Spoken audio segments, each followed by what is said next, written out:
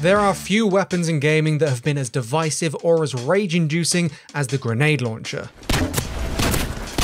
UAV recon standing by. For years, the bloop of a noob tube has been a sound that struck fear and frustration into the hearts of thousands of gamers, or as a source of satisfaction if you're on the right end of it. Games have had a fractured relationship with the grenade launcher, so often struggling to balance the weapon while also wrestling with the fact that an under-barrel force multiplier can add a lot of excitement to a virtual firefight. So I've come here to the Royal Armouries Museum in the UK to learn more about the weapon, its history, its influence across pop culture and gaming. Also, we can answer the question, have games been getting the grenade launcher all wrong?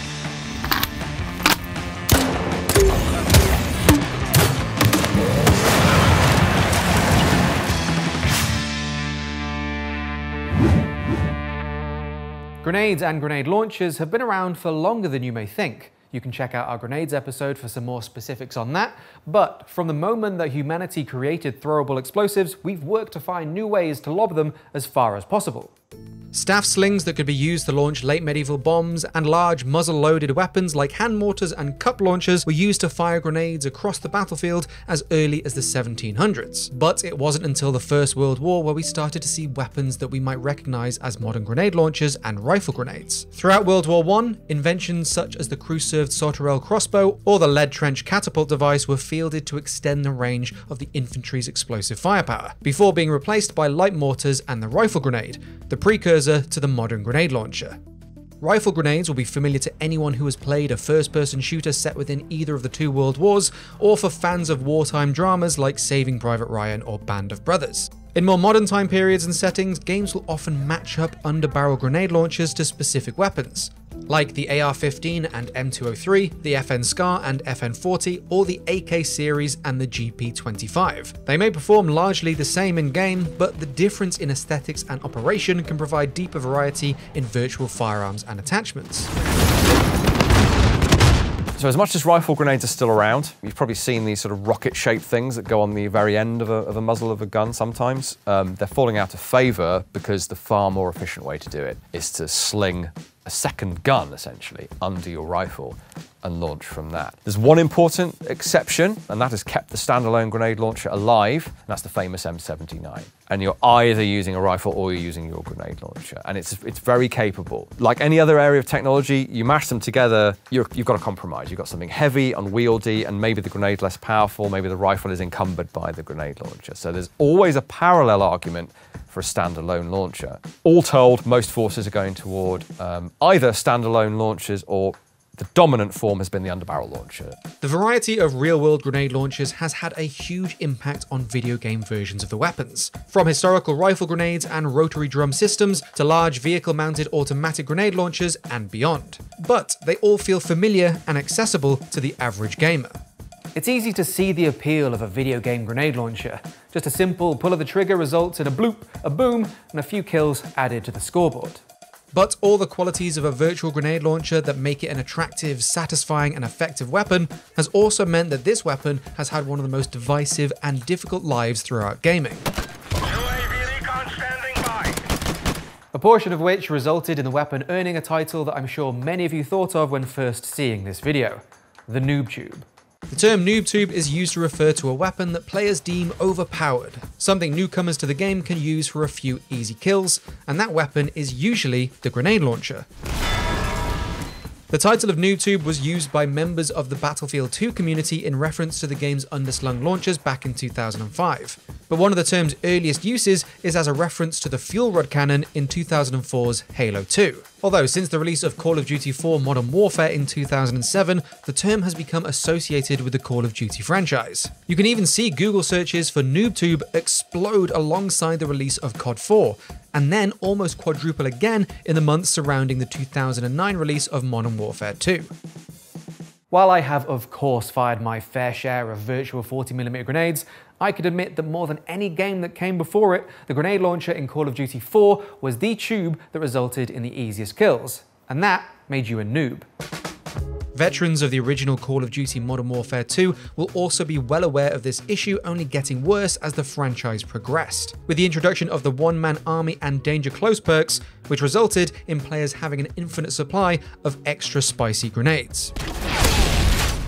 Interestingly, these early Modern Warfare entries might be the most accurate Call of Duty ever got in terms of the grenade launcher's damage or potential lethality, but that obviously doesn't always translate into fun or balanced gameplay. Even if unbalanced, the grenade launcher's popularity across Modern Warfare and its sequel ensured it would be a mainstay in the franchise going forward, and would naturally proliferate throughout the rest of the FPS genre. But I believe that this era of the grenade launcher created almost a phobia within game developers and even players that still exists today. Many mainstream shooters have drastically dialed down the potential damage of these weapons, and after comparing grenade launchers from Call of Duty 4 to 2003's Modern Warfare 3, it's hard to believe that they are even the same weapon. Despite the grenade launcher's reputation and continued label as the noob tube, it's actually more challenging than ever to get consistent kills with the weapon. So perhaps in 2024, the old ironic title of Pro Pipe is actually more suitable. Games as early as the original Black Ops also saw fit to disable their use for a period of time after the round begins, while it's also common to see games implementing perks to counter explosive damage, or for community servers across the FPS genre to disable the use of these weapons altogether. Although with Battlefield 4's XM25, I'm actually completely okay with that. Recently, while playing the finals, I was struck by how little damage the grenade launcher did to an enemy player versus the effect on the environment and structures. After using a few weapons across a variety of mainstream shooters, it feels as though that, for better or worse, the mighty grenade launcher has well and truly fallen. Although, it is still possible to get that one-shot kill. You may just have to do it up close and personal.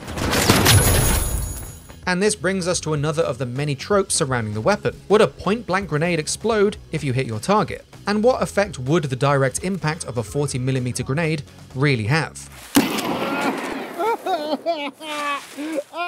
So both the Western and the former Soviet system rely upon rotation over distance to arm the round. And this butts into video game reality with the point-blank shots that we see. It's happened in movies as well. Knock, knock. Like some games will show the round exploding at very short range, which is not broadly correct. Some, like Call of Duty famously, the round still kills you through sheer blunt force trauma, it's implied, but it doesn't have that virtual arming distance to make it explode. Now there's a caveat there, because the minimum arming distance for a number of these rounds is only 3 meters. So how many virtual meters are you away from your opponent when you noob tube them? Someone should probably scale it and figure it out. And there are different types of round that arm further out, that are safer. Because obviously the problem is, if you hit the 3 meter arming distance, so 3.1 meters, and you hit the enemy, that round explodes. You're going to get showered with fragmentation as well. Only 3 meters, that's not very far away. So it's going to be a bad day for you if you miscalculate. While the grenade launcher has a reputation for easy kills, the engagement ranges of most mainstream shooters means that it's also kind of hard to miss. And after a little experience, you can pretty much just judge where your 40 mics will land. But aiming a launcher is a completely different ballgame to aiming a rifle, something that plenty of games have largely sidestepped. And the final aspect in terms of the realism is sighting. And most games just don't bother. Most movies just don't bother. And you do hear stories that grenadiers, they get good enough that they didn't need to use the sights, and they would just either walk multiple shots onto the target, or they know from experience, like an archer does. Oh my God, I hit it! So I'm perfectly prepared to believe that. The manuals will tell you need to use a sighting system. Either a tangent adjustable iron sight or a red dot version of the same sight, usually on the side. The games will usually depict those sights, they will never really use them, but they will give you a weird kind of graduated reticle version of the reticle to sort of encourage you to aim over, to hold over your target. And games are still doing that to this day. I'd prefer to see the sights getting used.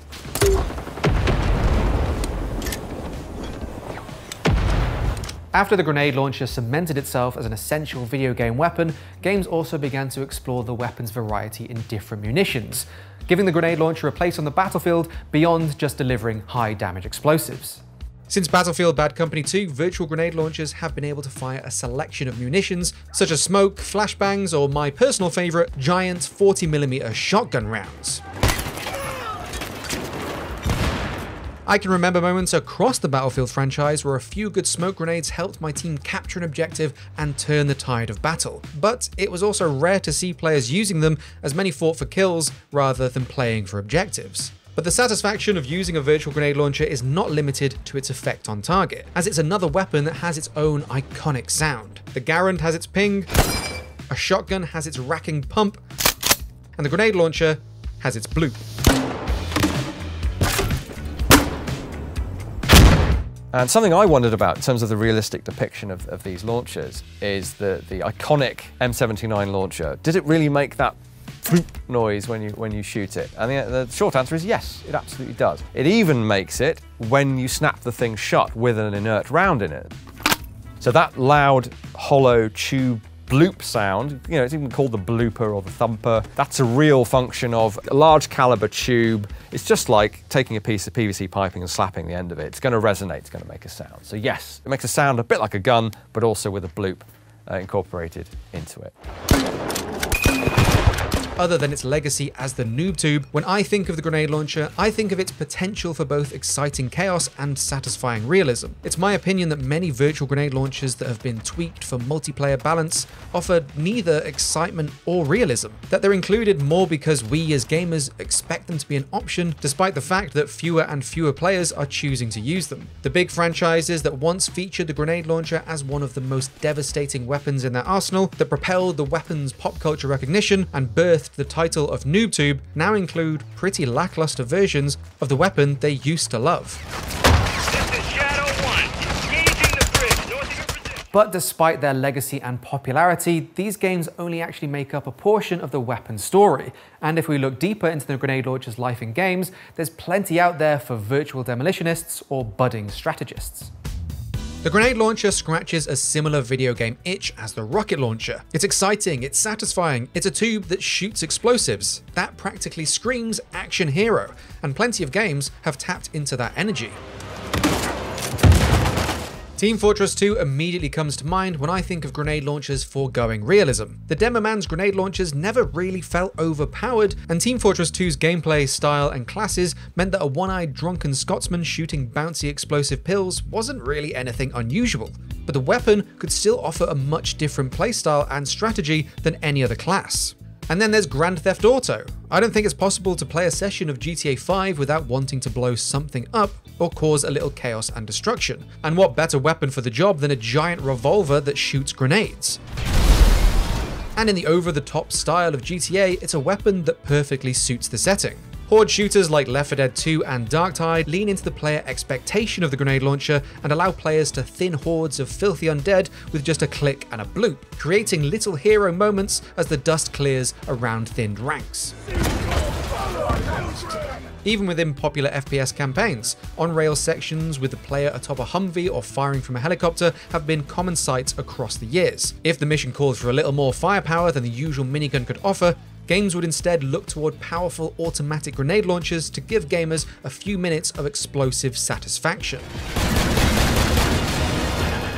But the grenade launcher doesn't have to be a weapon of action and chaos. It can be used as a tool, a source of strategy, a scalpel in the shape of an explosive sledgehammer.